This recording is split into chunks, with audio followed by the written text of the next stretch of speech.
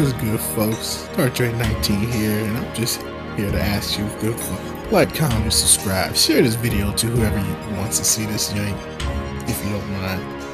That's really up to you. Alright. Enjoy the video.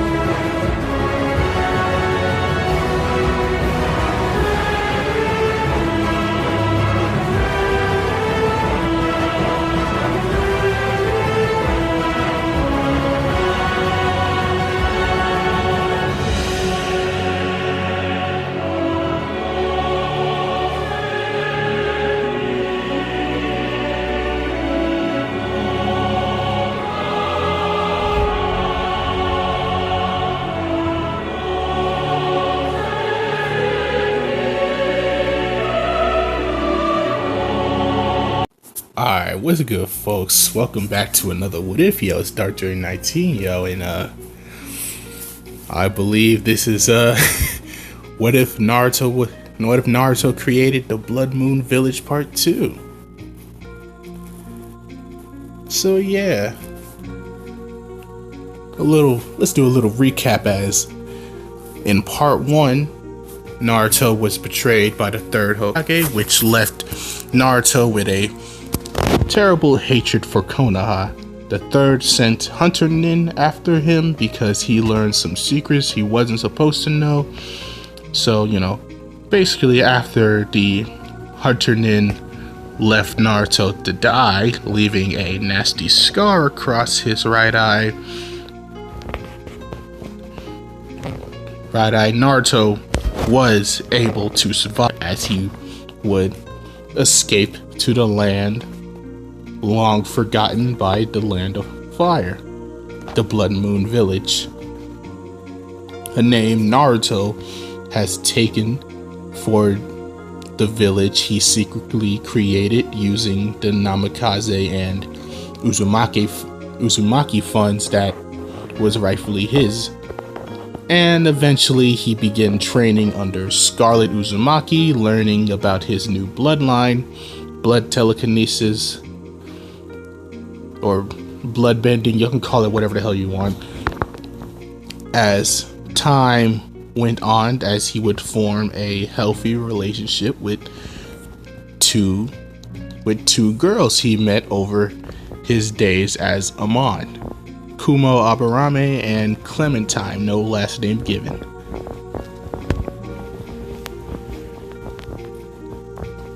So yeah, let's go back to the present time where Amon and his team is being bothered by a familiar looking Uchiha. As the angry Uchiha would speak up. "So you're just going to ignore me?" As Amon looked towards him. "Oh, sorry, paying any attention to you. Who are you exactly?" And, you know, before the Uchiha could say anything, his pink-haired female, not really friend, clinging onto him, would yell out in anger. As the Banshee yells, "How do you not know who he is? He's the Prince of the Leaf Village and the last loyal Uchiha, Sasuke." You know, she would yell, as this would quite annoy Amon. As Sasuke speaks up saying, forget it, Sakura. It makes sense that they don't know me from whatever backwater village they come from. But I was expecting the so-called legendary Geni Amon to recognize me. But then again, I'm sure they would call anyone legendary if they show some skills in such a small village. Sasuke would smugly say.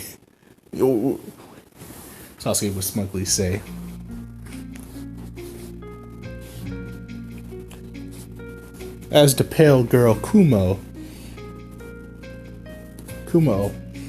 irritated from what this Uchiha has said about her young master, would pretty much let out a deadly aura as, god damn it, sorry, would pretty much let out a deadly aura as she speaks up. Lord Amon, shall I get rid of this pest? As Amon would look towards her. No need, Kumo. Keep your webs in check. As, you know, Sasuke, thinking that Amon might be afraid of him, would say, yes, pale girl, listen to your weak master. I'm sure he knows better. But of course, you could serve a much stronger master. I'd be able to put you in your place, on your knees. And after saying that,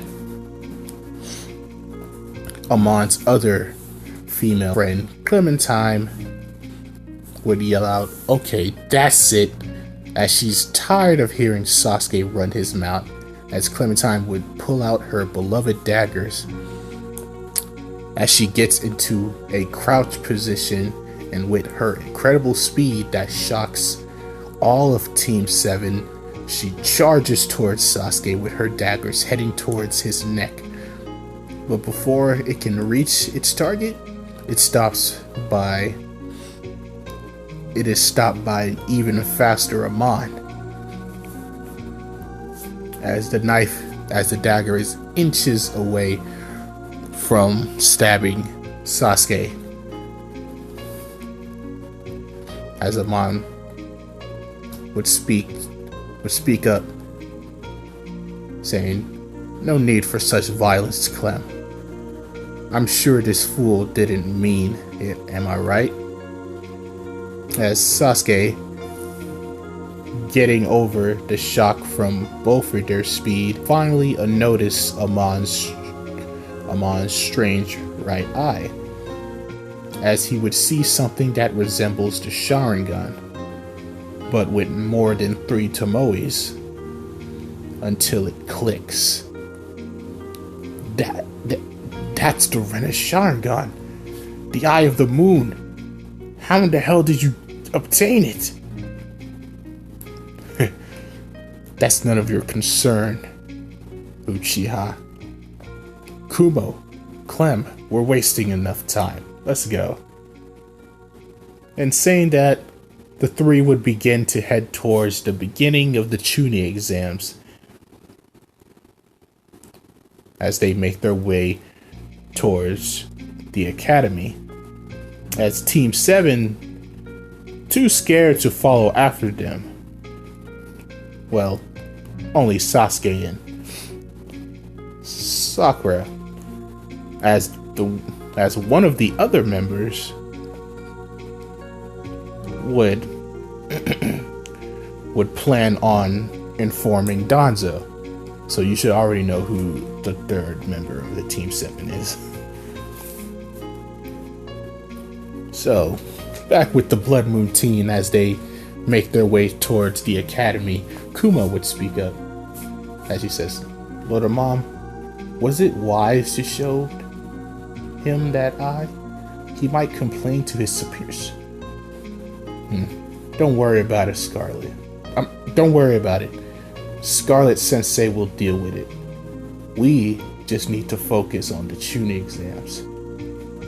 So yeah, the team would finally enter the building, ignoring the genjutsu that was being used upon them by the Chunies, as they would get to this large corridor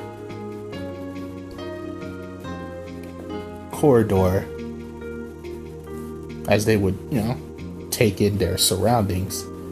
Well, the two girls would take in their surroundings. Naruto would just feel irritated until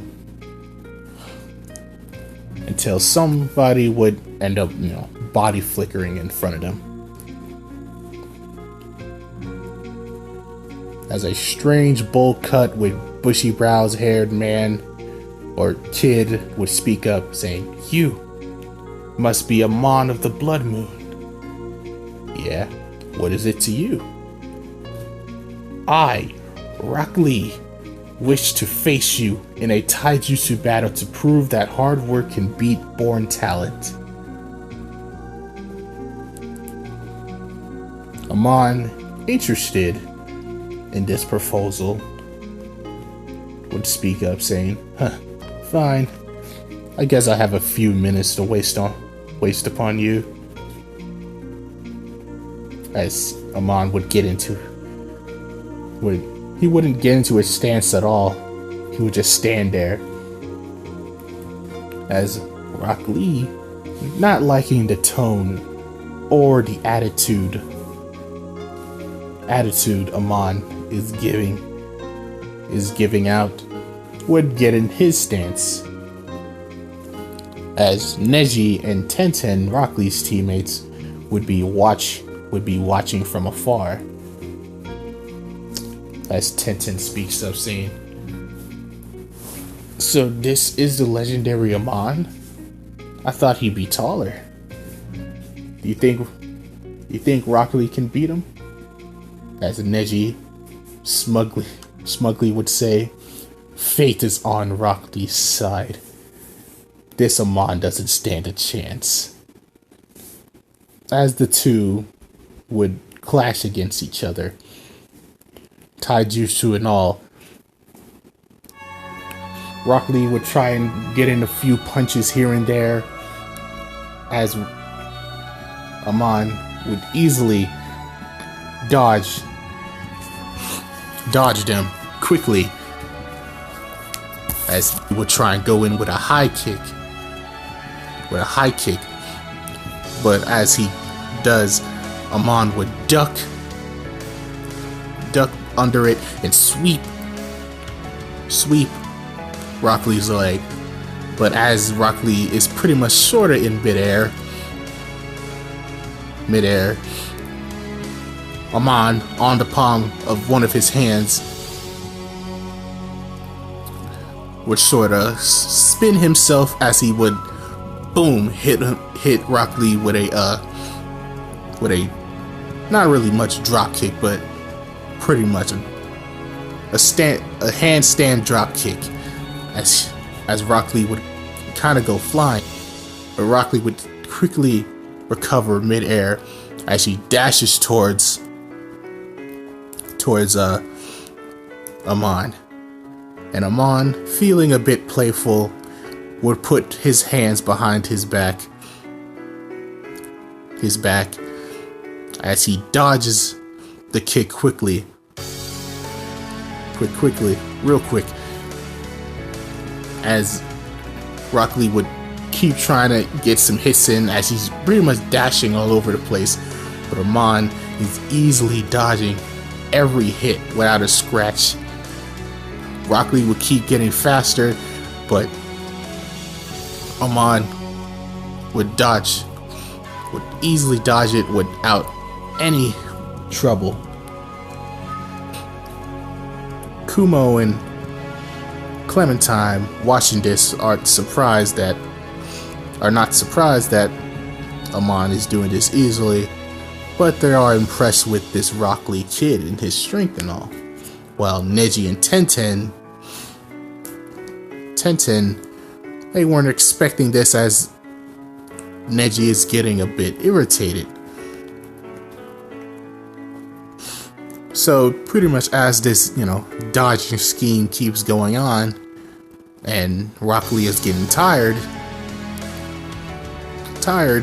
he would decide to, try and end this. As he would jump up to the air, jump up into the air, trying to hit Amon with a dynamic entry as he comes down quick as ever. But as his foot is literally inches from Amon's face mask, using speed alone, Amon would easily dodge it, as he quite literally appears behind Rock Lee as if he teleported, but it was just nothing but pure speed. Something not even Neji's Byakugan could track, as he was pretty shocked by it. And as Rock Lee is still going down with his dynamic entry, Amon would clutch his fist as he hits Rock Lee with an uppercut, as it pretty much sends him flying.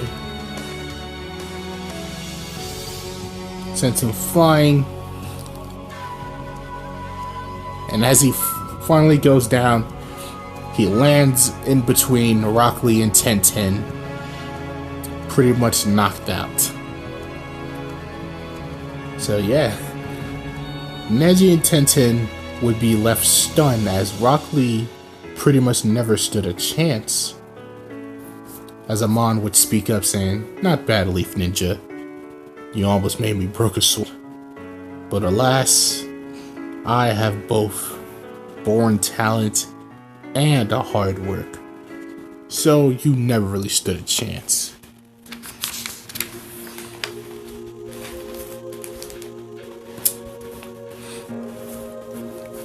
Tenten would be worried about her friend, as Rock Lee would be pissed. I'm not Rock Lee, sorry. Neji would be pissed, but he wouldn't show it, as he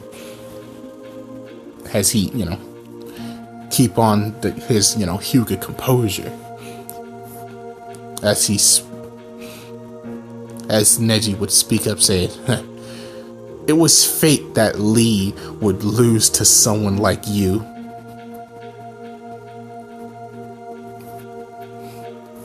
As Amon would look towards the one who spoke those words, as he says, "Judging by those pale eyes of yours, you must be a Hyuga. Neji Hyuga to be exact, and the strongest Genni in the Leaf. Huh. Good for you." Neji, not liking Amon's response, as if he was looking down on him, would just, kind of ignore that comment, as he would pick up Lee to take him to the infirmary so he can, wake up.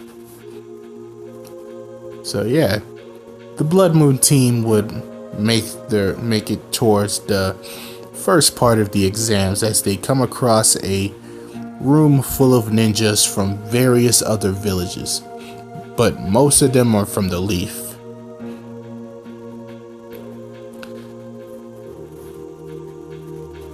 And those, various ninjas would try to intimidate Amon's team, as they've been doing that for every team that enters, as they would,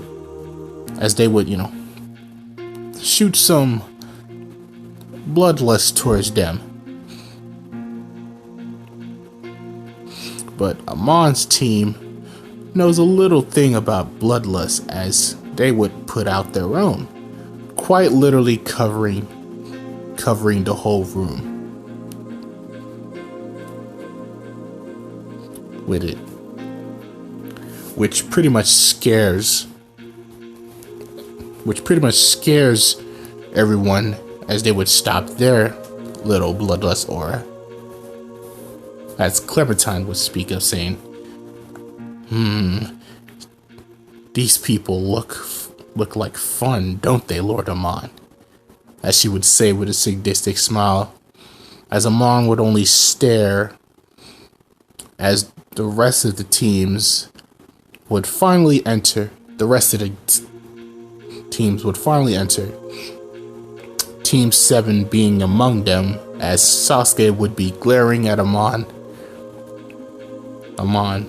with rage, as he feels that Amon has a power that he doesn't deserve, that it only belongs to an Uchiha. But, it's besides the point.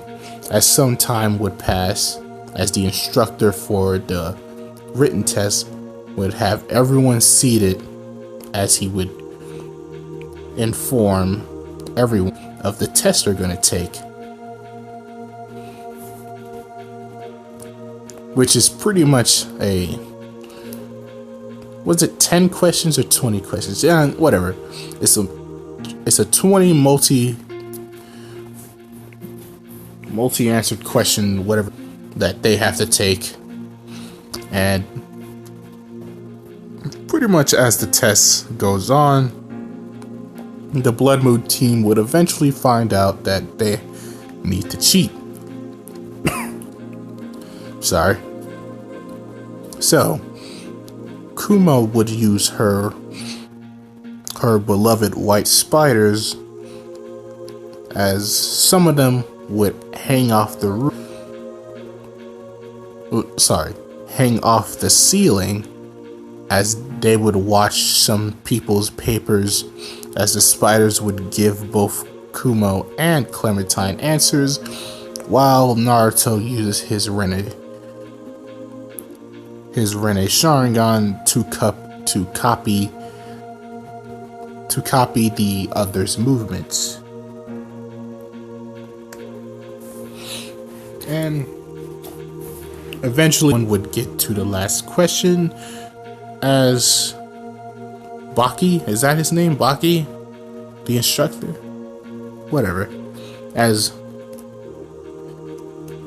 Baki, I don't know, y'all can correct me in the comments, would explain that with the last question, if they get the answer wrong, they will never be able to take the tuning exams ever again. But if they leave, they may take it next year. With that, some would leave, as most would stay, risking it, until the instructor would finally reveal that there wasn't a last question. It was all to see if they can handle themselves under pressure. But before he can explain more, the window would burst, as everyone would look towards the thing that came through the window, as they would see a purple-haired woman wearing quite raunchy ninja getup. As the woman would speak up, saying, "Okay, you wannabe ninjas, it's time to make your way to your next test area, as your new instructor, Anko, will see you there. But you may not like it." So, yeah.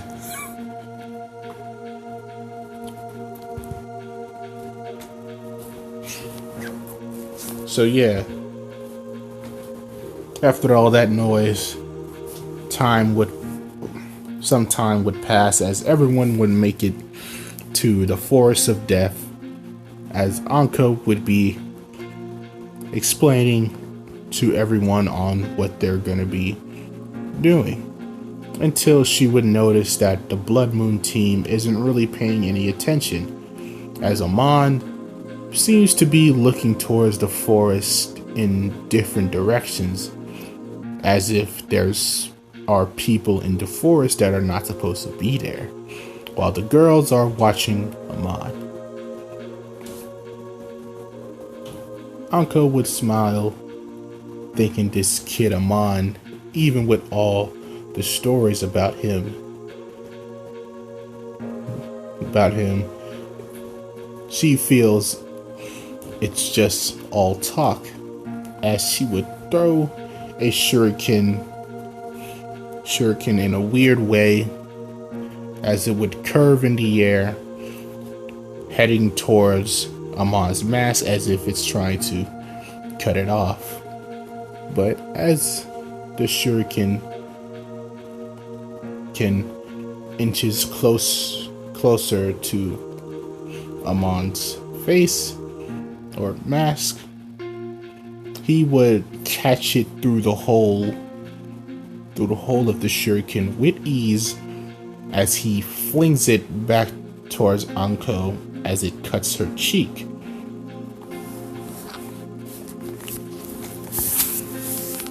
And Anko, seeing how the shuriken came twice this fast and pretty much wasn't expecting it, was quite shocked.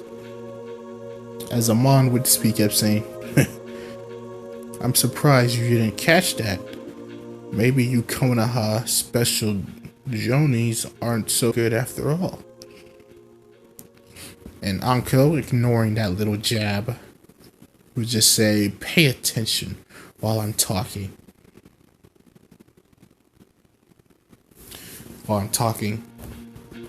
As Amon would just ignore that. So yeah, whilst nonsense is happening, we cut to the Hokage Tower, where a council meeting is being held. And in the council chambers, the members inside are Lord Third, the two advisors who used to be his old teammates, the Civilian Council, and the Shinobi Council. And who are they speaking with is the surrogate leader of the Blood Moon clan and Sensei Scarlet Uzumaki. As Lord Third would, speak up, he says, "I appreciate you for making it to this meeting, Miss Scarlet." As Scarlet would say, "Yes, Lord Third, I believe this has something to do with one of my students, to be exact, Amon." As the entire council room would begin to fill with mumbles and murmurs, as they all heard about this overachieving Guinea, as a crippled, bandaged, one-eyed man would salivate to himself from hearing that name. As Lord Third would speak up,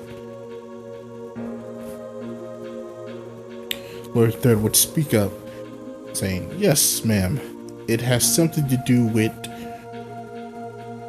what one of my Genis has told me, that Amon has obtained a Sharingan." And you can understand my confusion on that, since there's technically only two left. Uchihas, I mean.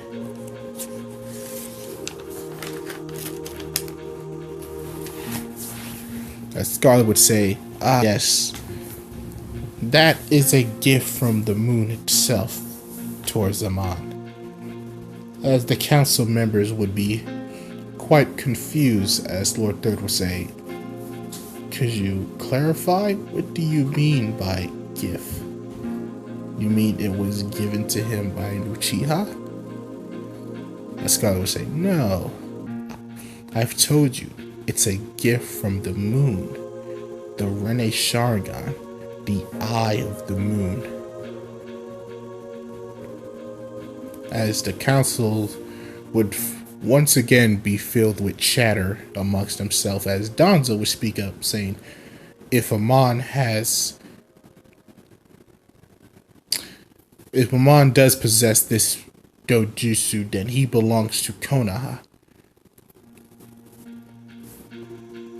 As Scarlet was saying, actually, no.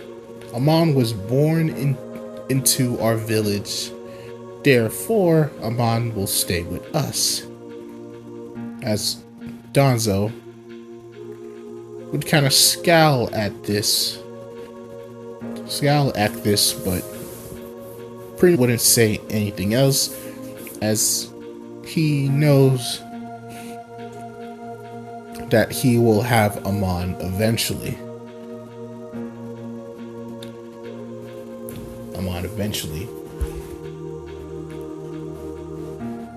More talk between the council members would go on,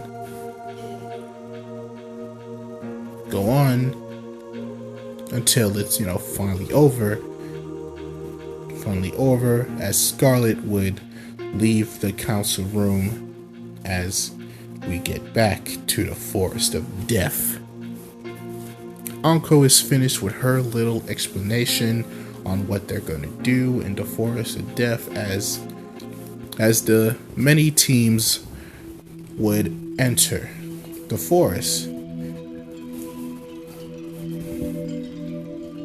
So yeah, we already know the rules. It'll take 30 days, within like 30 days or some shit, to finally get to the tower. Make sure you get at least one of the different scrolls you need, Heavenly and the Earth, from one of the many teams in the forest, and pretty much killing is allowed. So yeah.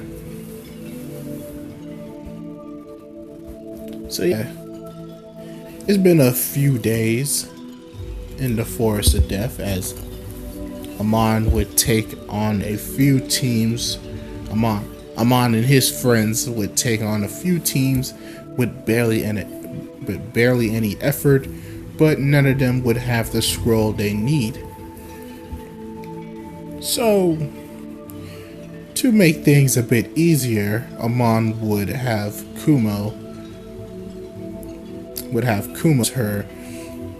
use her white spiders to spread across the forest to scout out other teams in order to, ambush them. But, by doing this, Kumo needs to concentrate, so Amon and Clementine would sit there watching over her. Half an hour would pass as Clementine would be playing with her daggers and Amon would be meditating until his eyes would shoot open as his Rene Sharingan glows with power. As he speaks up saying, "There's no need to hide. I can sense you. Get out here." As several Ambunin with blank masks would land across them. As the leader would speak up, saying, "Amon of the Blood Moon, you are to come with us." As Clem, excited from finally seeing someone she can fight next, would say, "Can we kill these guys, Lord Amon? Please?" Clem would give Amon a sadistic puppy dog eyes, trying to convince him, who Amon would eventually give in. As he's saying, "Fine, Kumo, keep on searching. We'll deal with this."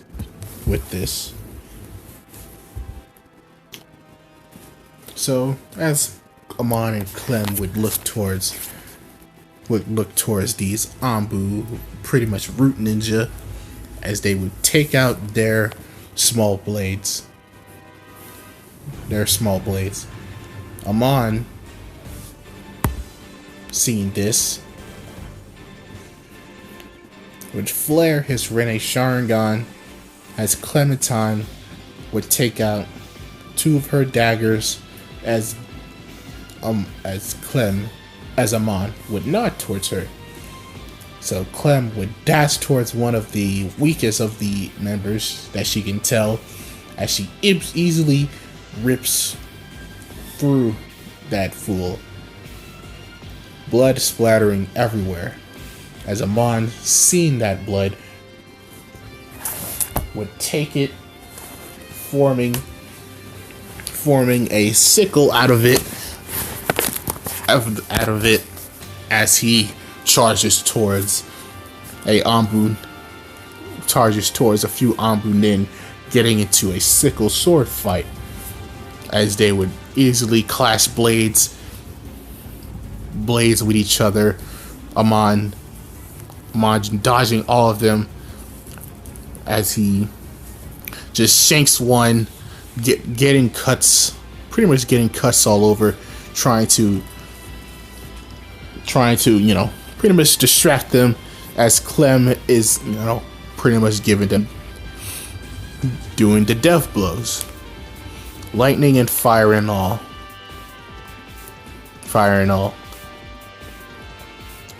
Some of the root ninjas, seeing how they are sort of outmatched when it comes to blade work, would try and fire a few ninjutsus at them, as one would shoot a fireball, as the other one would shoot a water bullet. And as those water bullets and fireball would come towards both Clem and Amon,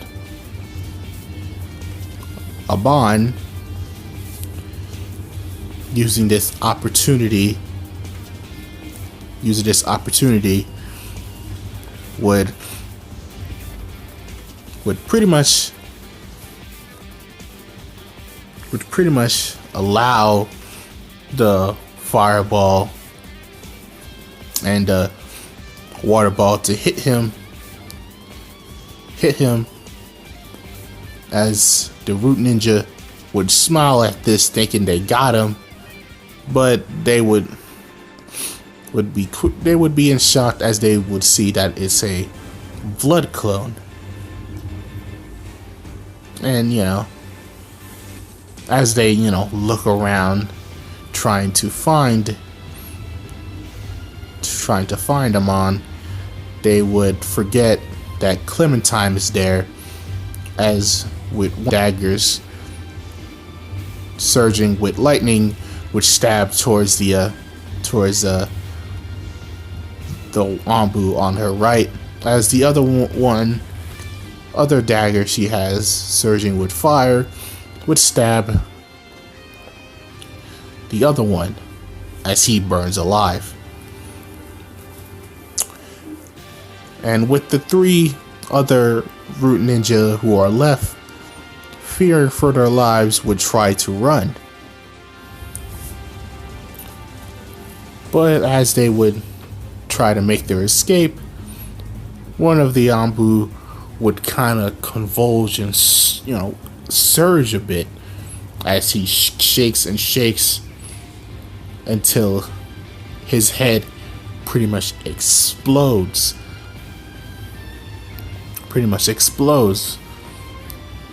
A blood fountain as it goes, as the blood would form around Amon, creating blood spikes as he throws it at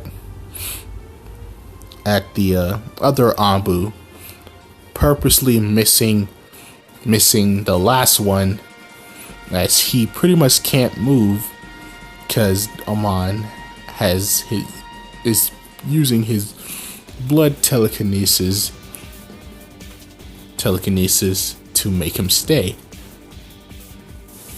So yeah, they pretty much wrecked all of those Anbu besides one, as he's pretty much stuck. As Amon would body flicker in front of him and not wanting to waste any time, would use his Rene Sharingan to Genjutsu the Root Nin, as he wants to know some information. So, Root Nin. So, Anbu, what the hell do you want, and who sent you? As the new Root Nin would speak up, saying, I'm an Anbu ninja under the orders of Lord Danzo. He wishes to rule. Lord Danzo. And who is this Danzo, and what the hell does he want with me? Danzo is an old acquaintance of Lord Third. He wishes to rule Konoha as Hokage and eventually rule everything, as he also wants your Rene Sharingan to add to his power. Amon, irritated that another old man wants his power, would be irritated as the Root Ninja he was interrogating would explode.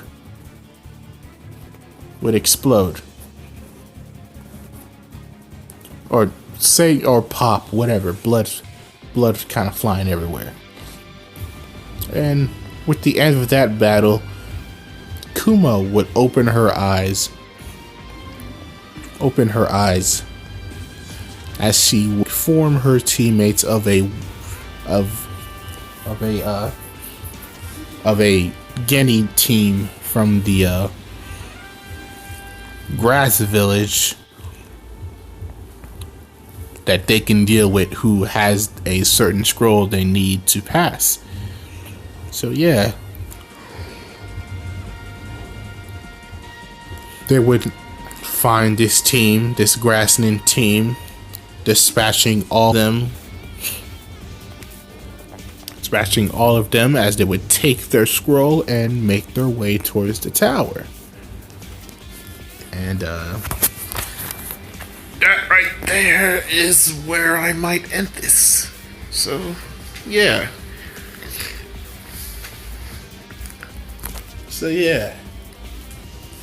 I think that's a good place to end it.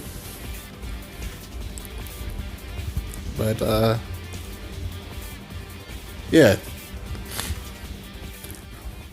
The next video will be a Deku What If. One that is clearly a favorite among you guys. And we'll see how it goes. So yeah, thank you for, listening. Do them likes or dislikes or whatever. Hopefully likes. Subscribe if you want, and post some comments if you want. And pretty much thank you for listening, and goodbye.